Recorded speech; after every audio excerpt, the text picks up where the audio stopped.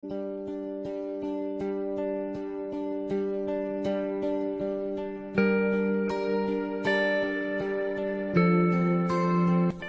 ilmiah dalam Al-Quran telah terbukti kebenarannya yang banyak ditemukan oleh para ilmuwan.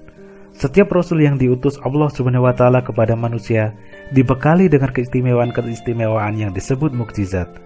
Mukjizat ini bukanlah kesaktian ataupun tipu muslihat untuk memperdayai umat manusia, melainkan kelebihan yang Allah SWT berikan untuk meneguhkan kedudukan para Rasulnya dan mempertegas seruan dakwah mereka agar manusia beriman kepada Allah SWT dan tidak mempersekutukannya. Namun, mukjizat setiap nabi dan rasul berbeda-beda. Hal ini disesuaikan dengan karakter dan kondisi kaumnya yang menjadi objek dakwah. Lalu, apakah mukjizat Nabi Muhammad SAW? Para ulama sependapat, di antara sekian banyak mukjizat yang Allah berikan kepada Nabi Muhammad SAW, yang terbesar adalah Al-Quran. Al-Quran adalah kitab suci penjempurna kitab-kitab suci para nabi sebelumnya. Al-Quran bukan hanya petunjuk untuk mencapai kebahagiaan hidup bagi umat muslim, tapi juga seluruh umat manusia. Salah satu keajaiban Al-Quran adalah terpelihara keasliannya dan tidak berubah sedikit pun sejak pertama kali diturunkan pada malam 17 Ramadan 14 abad yang lalu hingga kiamat nanti. Otentisitas Al-Quran sudah dijamin Allah SWT, seperti dalam firman-Nya.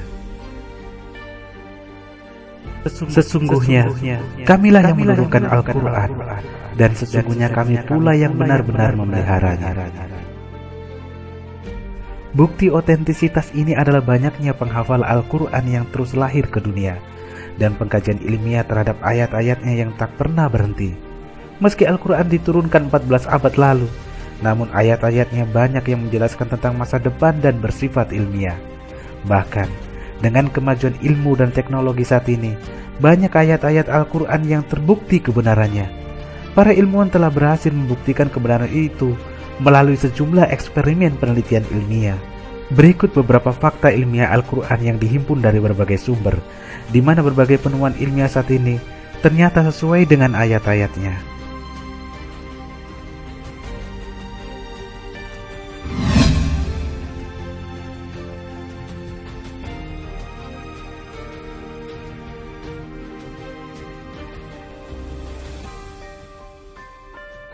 Besi adalah salah satu logam berat yang sangat bermanfaat bagi kehidupan. Dalam Al-Quran surat Al-Hadid ayat 25 menjelaskan bahwa Allah menurunkan besi yang memiliki kekuatan hebat dan memiliki banyak manfaat bagi manusia.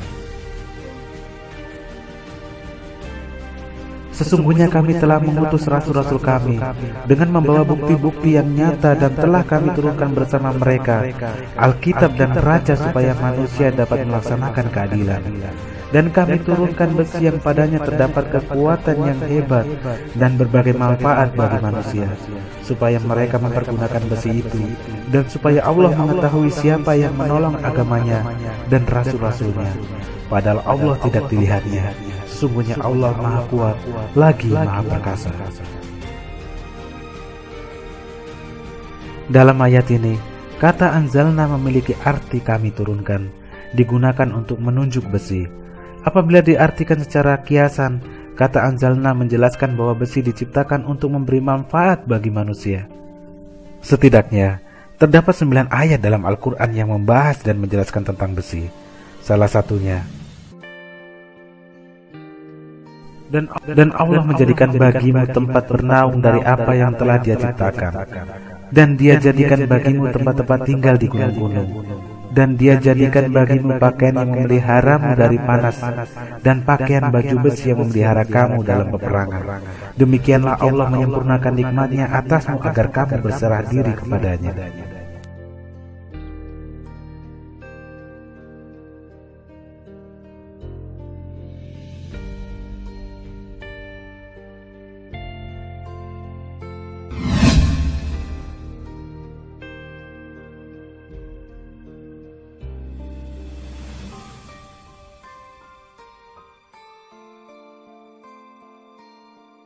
Surat Yasin ayat 36 menjelaskan, Allah menciptakan segala sesuatu secara berpasang-pasangan. Dalam ayat lain, Allah juga berfirman, Dan segala sesuatu kami ciptakan berpasang-pasangan, supaya kamu mengingat akan kebesaran Allah. Menurut ayat ini, Allah menciptakan yang berpasangan tidak hanya manusia, melainkan segala sesuatu yang tumbuh dari bumi dan berbagai partikel yang tidak terlihat mata. Seorang ilmuwan asal Inggris, Paul Dirac, berhasil melakukan penelitian yang membuktikan bahwa materi diciptakan secara berpasangan. Penemuannya dinamakan Pirite. Dia memperoleh Nobel di bidang fisika pada tahun 1933 karena penemuannya itu.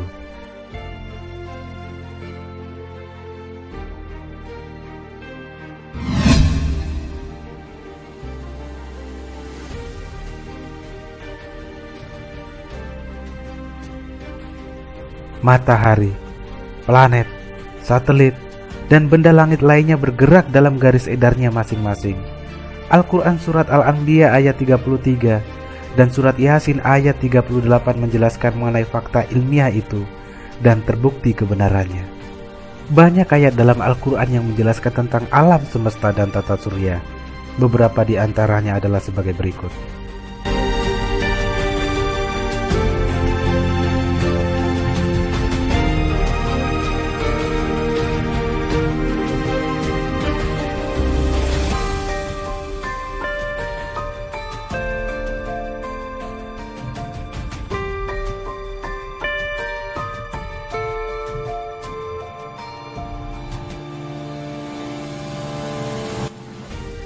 Pengamatan astronomi telah membuktikan kebenaran fakta ini. Menurut ahli astronomi, matahari bergerak sangat cepat dengan kecepatan mencapai 720.000 km per jam ke arah bintang Vega dalam sebuah garis edar yang dinamakan Solar Apex. Selain matahari, semua planet dan satelit dalam sistem gravitasi matahari juga berjalan menempuh jarak ini. Semua bintang yang ada di alam semesta juga beredar dalam satu gerakan serupa.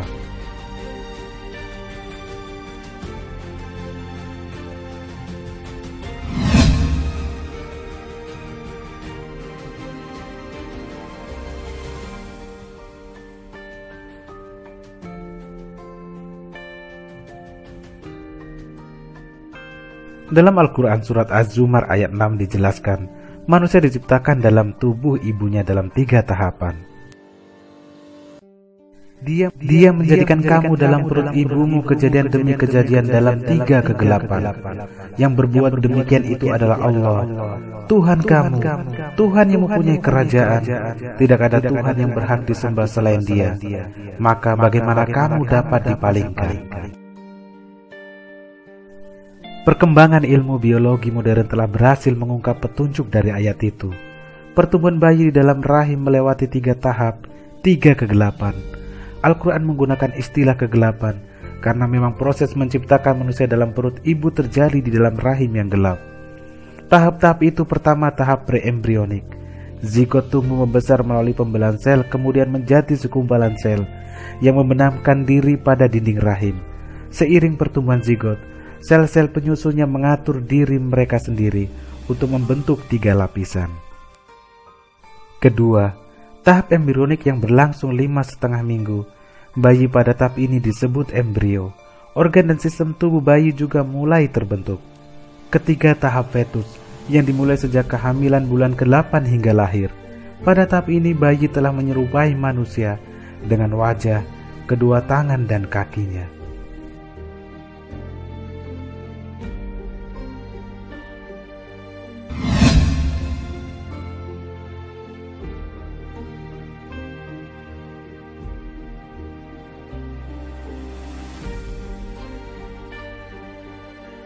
Hasil penemuan ilmu genetika abad 20 menjelaskan bahwa jenis kelamin seorang bayi ditentukan oleh air mani dari pria. Dalam air mani pria terdapat kromosom X yang berisi sifat-sifat kewanitaan dan kromosom Y yang berisi sifat kelaki-lakian. Sedangkan dalam sel telur wanita hanya mengandung kromosom X yang mengandung sifat-sifat kewanitaan. Jenis kelamin seorang bayi tergantung pada sperma yang membuahi, apakah mengandung kromosom X atau Y. Al-Quran telah menjelaskan fakta ini dalam surat An-Najm ayat 45-46. Dialah yang menciptakan berpasang-pasangan pria dan wanita dari air mani apabila dipancarkan. Sebelum penemuan itu diperoleh, masyarakat menganggap bahwa penentu jenis kelamin berasal dari wanita.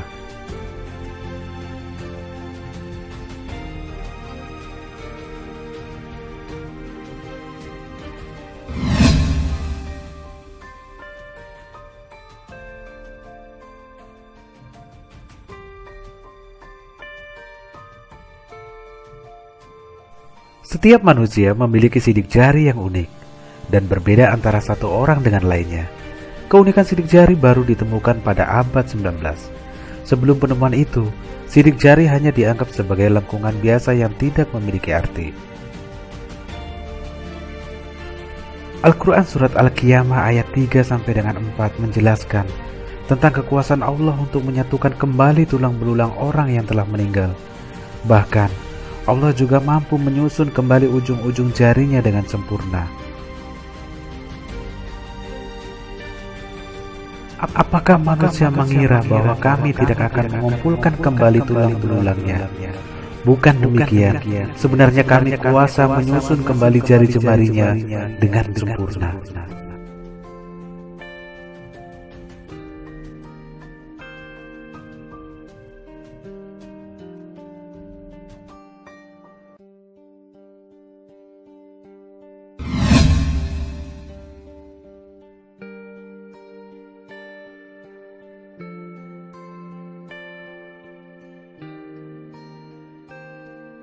Air susu ibu atau ASI sangat bermanfaat bagi bayi. ASI adalah sumber makanan terbaik bagi bayi dan mengandung zat yang dapat meningkatkan kekebalan tubuh. Tidak ada susu buatan manusia yang mampu menandingi kualitas ASI. Al-Quran Surat Luqman ayat 14 menganjurkan manusia untuk berbuat baik kepada ibu bapaknya. Ibunya telah mengandung dalam keadaan lemah yang bertambah-tambah dan menyapihnya dalam 2 tahun. Surat ini menjelaskan bahwa waktu yang terbaik untuk memberikan ASI bagi seorang bayi adalah 2 tahun karena memberikan banyak manfaat. Dan kami perintahkan kepada manusia berbuat baik kepada 2 orang ibu bapaknya. Ibunya telah mengandungnya dalam keadaan lemah yang bertambah-tambah dan menyapihnya dalam 2 tahun. Bersyukurlah kepadaku dan kepada 2 orang ibu bapakmu, hanya kepadakulah kembali.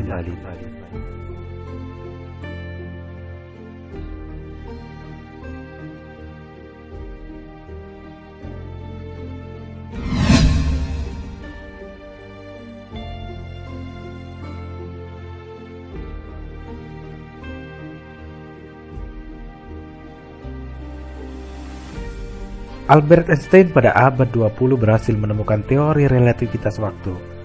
Teori ini menjelaskan bahwa waktu ditentukan oleh massa dan kecepatan. Waktu dapat berubah sesuai dengan keadaannya.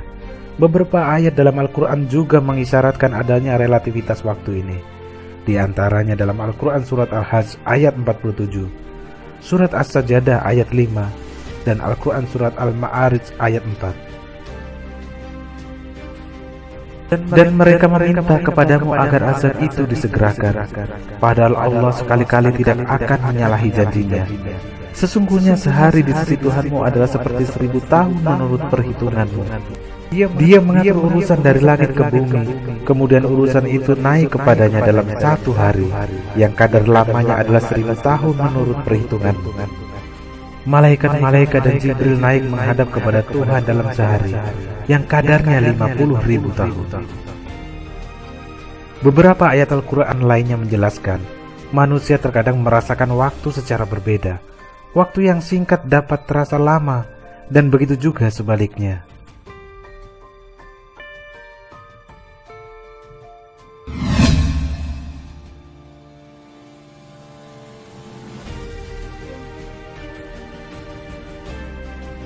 Gunung tidak hanya memperindah pemandangan. Dikaji dari ilmu geologi, gunung berfungsi sebagai penyeimbang bumi dari goncangan. Gunung muncul karena tumbukan lempengan-lempengan raksasa yang membentuk kerak bumi. Ketika 2 lempengan bertumbukan, lempengan yang lebih kuat menyalip ke bawah, sedangkan lempengan yang lemah melipat ke atas membentuk dataran tinggi dan gunung. Al-Quran menjelaskan fungsi gunung dalam beberapa ayat. di antaranya dalam surat Al-Anbiya ayat 21 dan surat An-Naba ayat 6 sampai dengan 7. Gunung diibaratkan sebuah paku yang menjadikan lembaran kayu tetap saling menyatu. Dan telah kami jadikan di bumi ini gunung-gunung yang kokoh, supaya bumi itu tidak goncang bersama mereka. Dan telah kami jadikan pula di bumi itu jalan-jalan yang luas, agar mereka mendapat petunjuk. Di lain ayat, Allah Subhanahu wa Ta'ala berfirman, bukankah kami telah menjadikan bumi itu sebagai hamparan dan gunung-gunung sebagai pasir?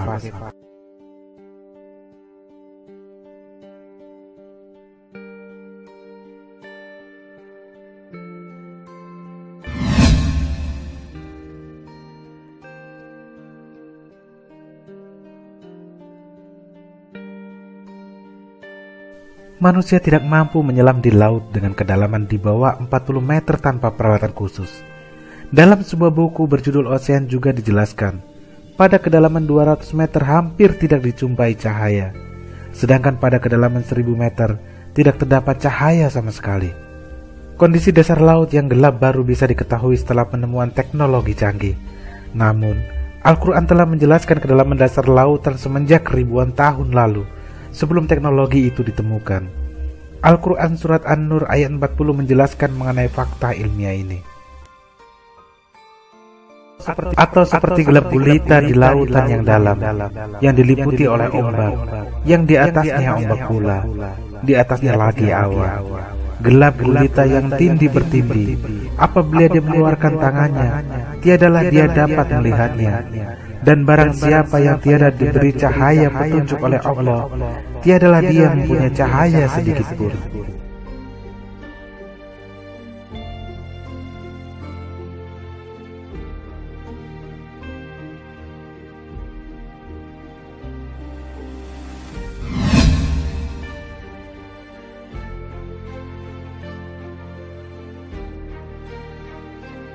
Salah satu fakta tentang alam semesta sebagaimana dinyatakan dalam Al-Quran adalah bahwa langit terdiri atas 7 lapisan.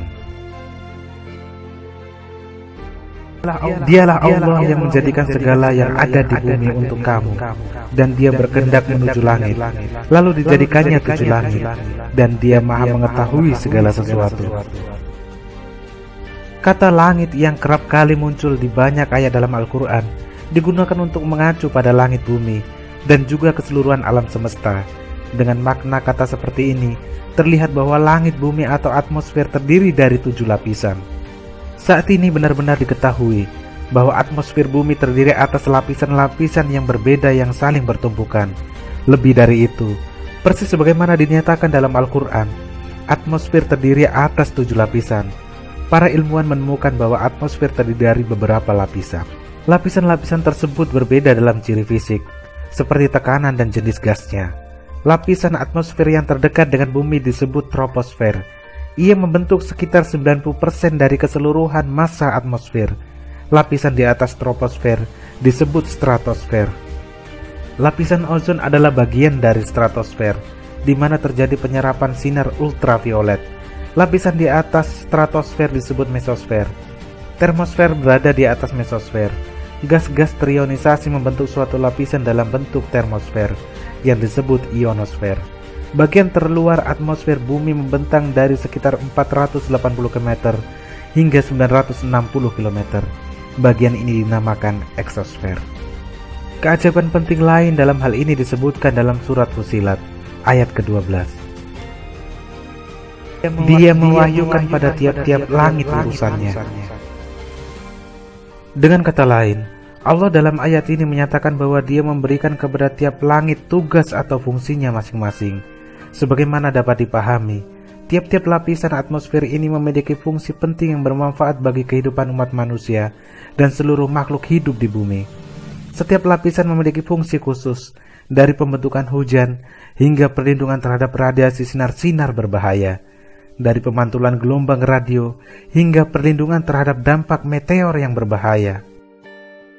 Sebuah keajaiban besar bahwa fakta-fakta ini yang tak mungkin ditemukan tanpa teknologi canggih pada abad ke-20 secara jelas dinyatakan dalam Al-Quran 1400 tahun yang lalu.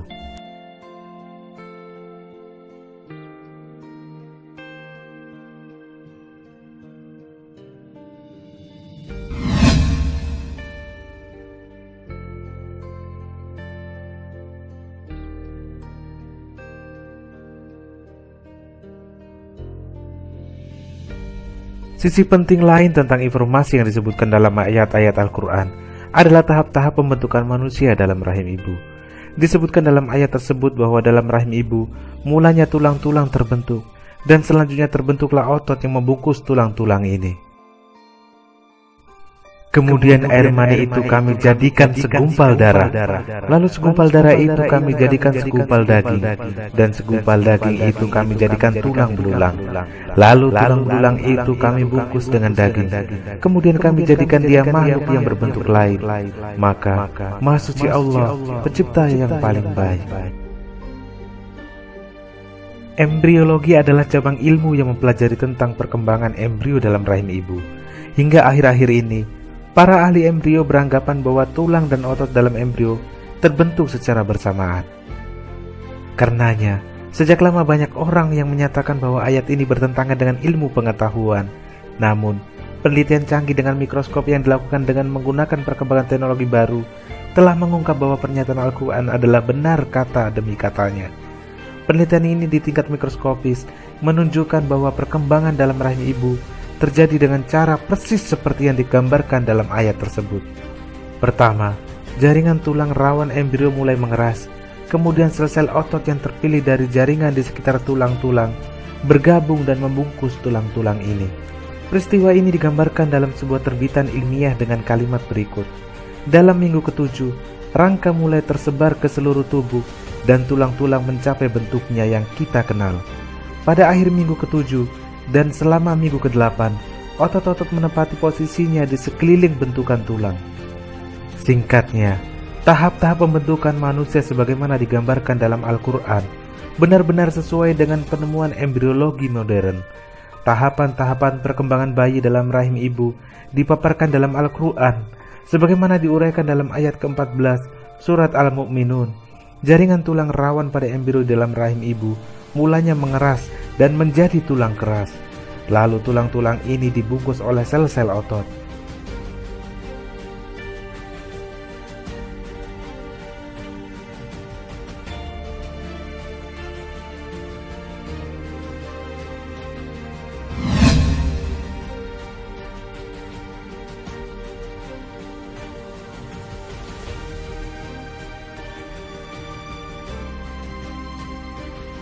Di dalam ayat ke-11 surat Az-Zukhruf, hujan dinyatakan sebagai air yang diturunkan dalam ukuran tertentu. Dan yang menurunkan air dari langit menurut kadar yang diperlukan. Lalu kami hidupkan dengan air itu negeri yang mati. Seperti itulah kamu akan dikeluarkan dari dalam kubur. Kadar yang disebutkan dalam ayat ini merupakan salah satu karakteristik hujan. Secara umum, jumlah hujan yang turun ke bumi selalu sama. Diperkirakan sebanyak 16 ton air di bumi menguap setiap detiknya. Jumlah ini sama dengan jumlah air yang turun ke bumi setiap detiknya. Hal ini menunjukkan bahwa hujan secara terus-menerus bersirkulasi dalam sebuah siklus seimbang menurut ukuran tertentu. Pengukuran lain yang berkaitan dengan hujan adalah mengenai kecepatan turunnya hujan. Ketinggian minimum awan adalah sekitar 12.000 meter. Ketika turun dari ketinggian ini, sebuah benda yang memiliki berat dan ukuran sebesar tetesan hujan akan terus melaju dan jatuh menimpa tanah dengan kecepatan 558 km per jam. Objek apapun yang jatuh dengan kecepatan tersebut akan mengakibatkan kerusakan. Dan apabila hujan turun dengan cara demikian, maka seluruh lahan tanaman akan hancur. Permukiman, perumahan, kendaraan akan mengalami kerusakan. Dan orang-orang pun tidak dapat pergi keluar tanpa mengenakan alat perlindungan ekstra. Terlebih lagi, perhitungan ini dibuat untuk ketinggian 12.000 meter. Faktanya terdapat awan yang memiliki ketinggian hanya sekitar 10.000 meter. Sebuah tetesan hujan yang jatuh pada ketinggian ini tentu saja akan jatuh pada kecepatan yang mampu merusak apa saja. Namun tidak demikian terjadinya. Dari ketinggian berapapun hujan itu turun, kecepatan rata-ratanya hanya sekitar 8-10 km per jam ketika mencapai tanah. Hal ini disebabkan karena bentuk tetesan hujan yang sangat istimewa.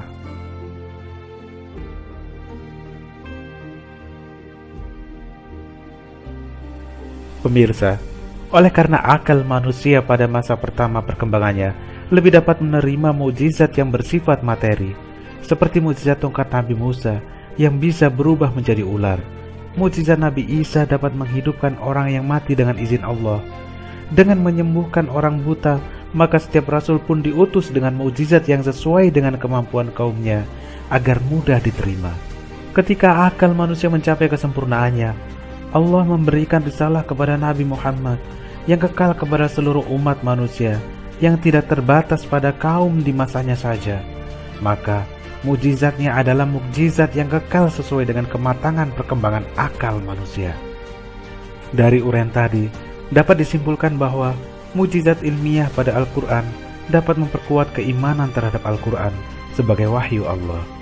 Dari pendekatan arah yang lain, mukjizat ilmiah yang ada pada Al-Quran dapat memberikan motivasi dan memberikan isyarat bagi pengembangan sains yang harus dilakukan dengan cermat dan menyeluruh serta didasari dengan kaidah penafsiran yang benar.